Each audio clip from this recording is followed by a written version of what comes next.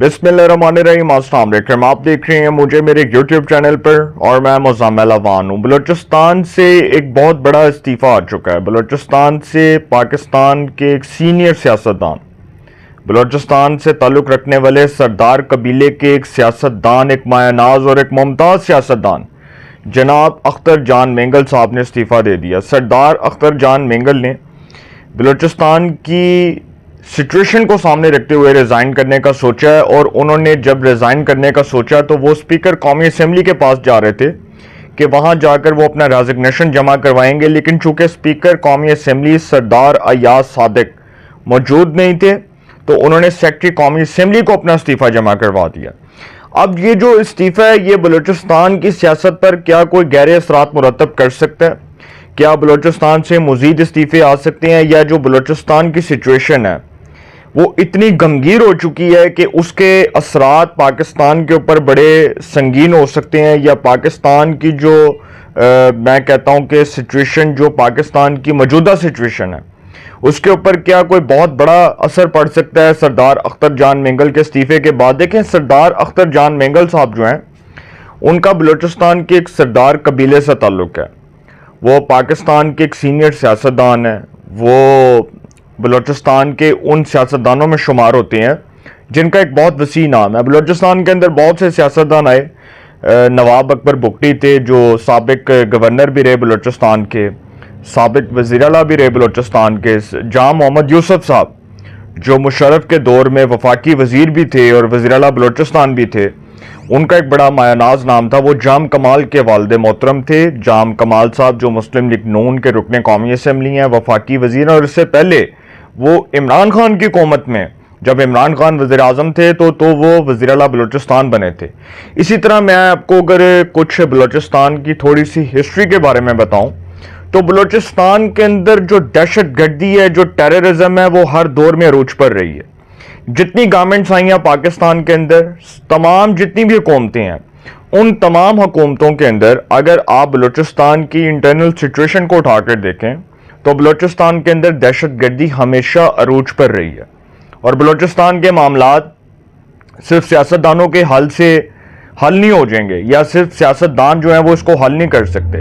इसके लिए तमाम स्टेक होल्डर्स को बैठना पड़ेगा, सबको डायलॉग्स करने पड़ेंगे। बलूचिस्तान के अंदर जो वहाँ की कलदम तंजीमें हैं वो जिस तरह से पिछले कुछ दिनों से बड़ी मुतहरिक हुई हैं, और आपने देखा है कि अभी कुछ ही दिन पहले जब बलूचिस्तान में एक वाकया पेश आया बड़ा अफसोसनाक, कि बस से 28 से 29 लोगों को निकाल कर, जो पंजाबी लोग थे, जिनका किसी का साहिवाल से ताल्लुक था, किसी का मुजफ्फरगढ़ से ताल्लुक था, किसी का लाहौर से ताल्लुक था, तो उनको बस से निकाल कर उनको शहीद किया गया, उनके ऊपर गोलियां बरसाई गई, उनके बच्चे, छोटे छोटे बच्चे खड़े हुए थे।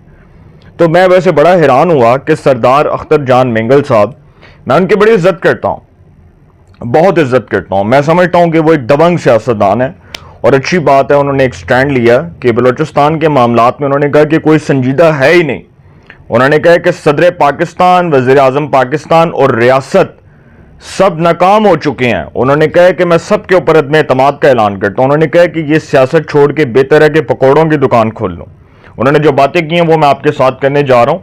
सरदार अख्तर जान मेंगल साहब ने कहा कि सियासत से बेहतर है कि पकौड़ों की दुकान खोल लूँ, बलूचिस्तान के मामलात में कोई दिलचस्पी नहीं ले रहा। अख्तर मेंगल ने बाज़ाब्ता तौर पर अपना इस्तीफ़ा जमा करवा दिया, और उन्होंने कहा कि जी हुक्मरान बलूचिस्तान के मसाइल को नहीं समझ सके, बलूचिस्तान को कॉलोनी समझा हुआ है। वो कह रहे हैं कि बलूचिस्तान को एक कॉलोनी की तरह चला रहे हैं आप बलूचिस्तान को पाकिस्तान का हिस्सा समझते ही नहीं है।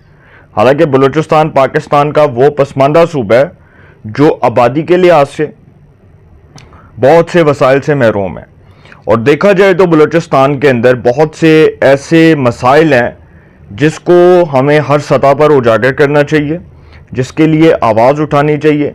लेकिन चूँकि बलूचिस्तान के मसाइल इतने पेचीदा हैं, इतने गमगीर हैं कि अगर हम उस पर बात करेंगे तो फिर हमें बहुत सी चीज़ों को मद्देनज़र रखना पड़ेगा। बलूचिस्तान के अंदर सबसे बड़ा मसला जो है वो टेररिज्म का है, दहशत गर्दी का। जो दहशत गर्दी के असरात पाकिस्तान के ऊपर पड़ रहे हैं, जो पाकिस्तान के ऊपर बड़े मनफी असरात मुरतब हो रहे हैं, उसका नुकसान हो रहा है, हमें हर तरफ से नुकसान हो रहा है। بلوچستان کی سچویشن کو جتنی بھی گورنمنٹس آئی ہیں آپ دیکھ لیں کہ کسی ایک گورنمنٹ کو میں یہ نہیں کہہ رہا کہ اس کا فیلئر ہے، یہ تمام حکومتوں کا فیلئر ہے۔ مشرف کے دور میں بلوچستان میں ٹیررزم عروج پہ تھی، بلوچستان میں مسنگ پرسنز کا معاملہ مشرف کے دور میں اٹھا، مشرف کے دور میں بلوچستان سے لوگوں کو اغوا کیا گیا، ان کو پکڑ کر ان کو نامعلوم جگہ پر منتقل کر دیا گیا، کسی کا سراغ نہیں لگایا جا سکا، کسی کا بعد میں کوئی پتہ نہیں چلا۔ Iftikhar Muhammad Chaudhry chief justice of Pakistan بنے، ان کا تعلق بلوچستان سے تھا، انہوں نے اس معاملے پر کوئی توجہ نہیں دی۔ ان کے سامنے بہت سی پٹیشنز گئیں، بہت سی درخواستیں گئیں کہ جی بلوچستان میں مسنگ پرسنز کا معاملہ ہے، ہم نے اس کے اوپر جی کوئی کمیشن بنا دیا، پھر ہم نے کہا کہ جی اس کی کمیشن کی رپورٹ آ گئی، وہ بعد میں کمیشنز کی رپورٹ کا ہم نے چارٹ ڈالنا تھا، جب ہم ان لوگوں کو ہی ٹریس نہیں کر سکے جن لوگوں کو اغوا کیا گیا، بہت سے لوگوں کو قتل کر دیا گیا۔ بلوچستان میں ابھی بھی دیکھ لیں کہ صحافیوں کو اٹھایا جا رہا ہے، جبری طور پر تشدد کا نشانہ بنایا جا رہا ہے، ان کو جو ہے لاپتہ کر دیا گیا، بہت سے لوگوں کو اغوا کر لیا گیا، بہت سے لوگوں کا سراغ نہیں لگایا جا سکا۔ تو وہی باتیں اختر جان مینگل کر رہے ہیں جو میں کہہ رہا ہوں کہ اختر جان مینگل کہتے ہیں کہ بلوچستان پاکستان کا ایک وہ صوبہ ہے جس کو لاوارث چھوڑا ہوا ہے، جس کے اوپر کوئی توجہ نہیں دے رہا، اس لیے کیونکہ اس میں کوئی سیریس ہی نہیں ہے، بلوچستان کے معاملات کو کوئی سنجیدہ لینا ہی نہیں چاہتا۔ انہوں نے جو باتیں کی ہیں، انہوں نے کہا ہے کہ بلوچستان کو تو جی کالونی سمجھا ہوا ہے اور وہ اس کالونی کو مینیفیسٹو کی طرح چلانا چاہتے ہیں۔ میں ریاست، صدر اور وزیر اعظم پر عدم اعتماد کا اعلان کرتا ہوں، میرے استعفے سے قومی اسمبلی کو کوئی فرق نہیں پڑے گا، لیکن کرنلوں اور جنرلوں کی جمہوریت کا جو مینار انہوں نے کھڑا کیا ہے، میں اپنے حصے کی ایک خشت اس بنیاد سے نکالنے جا رہا ہوں۔ یہ انہوں نے بہت بڑی بات کی ہے۔ دیکھیں اختر جان مینگل صاحب اگر قومی اسمبلی کے اندر کوئی بات کرنا چاہ رہے ہیں، یا اگر وہ سپیچ کے اندر کوئی ایسی بات کرنا چاہ رہے ہیں کہ جو بات ہمارے سیاستدانوں کو، ہماری ریاست کو، ہمارے اداروں کو بڑی ناگوار گزر رہی ہے، تو سر یہ سچویشن دن بہ دن بہت زیادہ غمگین ہو جائے گی۔ پاکستان کی جو انٹرنل سیکیورٹی سچویشن ہے وہ ایک کرائسس کی زد میں ہے۔ وہ اس وقت پاکستان کا جو نقشہ پیش کیا جا رہا ہے، پاکستان کے اندر بلوچستان کے معاملات کو اگر ہم اٹھاتے ہیں تو سر پھر بلوچستان کی حالت زار بہت سنگین ہے۔ وہ صوبہ جہاں پر ٹیررزم عروج پر ہے، بلوچستان کے اندر جو وہاں کی لیبر فرنٹس ہیں، جو دہشت گرد تنظیمیں ہیں، وہ متحرک ہوئی ہیں۔ ہم نے کس طرح بلوچستان کے قبائلی لوگوں کو اکٹھا کرنا ہے، ہم نے کس طرح ان کو ایک سطح پر اکٹھا کر کے ان کے گرینڈ ڈائیلاگز کو اوپن کرنا ہے، ان کے مذاکرات کا راستہ کھولنا ہے، ہم نے کس طرح درمیانی راستہ نکالنا ہے۔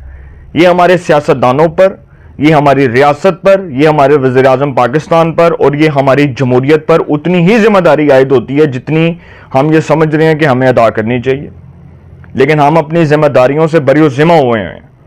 اختر جان مینگل صاحب جو آج باتیں کر رہے ہیں، میرا خیال ہے کہ بلوچستان کے مسائل میں نے آپ کو پہلے بھی کہا کہ ایک شخص نے حل نہیں کرنے، اس کے لیے تمام سٹیک ہولڈرز کو مل جوڑ کر بٹھایا جائے، ان کو بٹھا کر ان سے مشاورت کی جائے، تمام لوگوں کا موقف سنا جائے اور اس کے بعد بلوچستان کے مسائل کا حل نکالا جائے۔ لیکن یہاں پر ہو کیا رہا ہے، یہاں پر سیاست ہو رہی ہے۔ جو اختر جان مینگل صاحب نے باتیں کی، انہوں نے کہا جی مجھے تو انہوں نے میری تو کوئی سپیچ ہی نہیں دکھائی، انہوں نے کہا کہ جی وہ بار بار سینسر کر دیتے تھے۔ تو سر جب اس طرح کے معاملات ہوں گے تو معاملات بڑے غمگین ہوں گے۔ تو میں سمجھتا ہوں کہ ابھی بھی وقت ہے بلوچستان کے معاملات کو سنجیدہ لیا جائے اور اس کا حل نکالا جائے۔ اپنی رائے کا کمنٹس میں ضرور اظہار کیجیے گا۔ انشاءاللہ ایک نئے سیگمنٹ کے ساتھ پہ ملاقات ہوگی۔ اپنا بہت خیال رکھیے گا۔ اعلیٰ نگہبان۔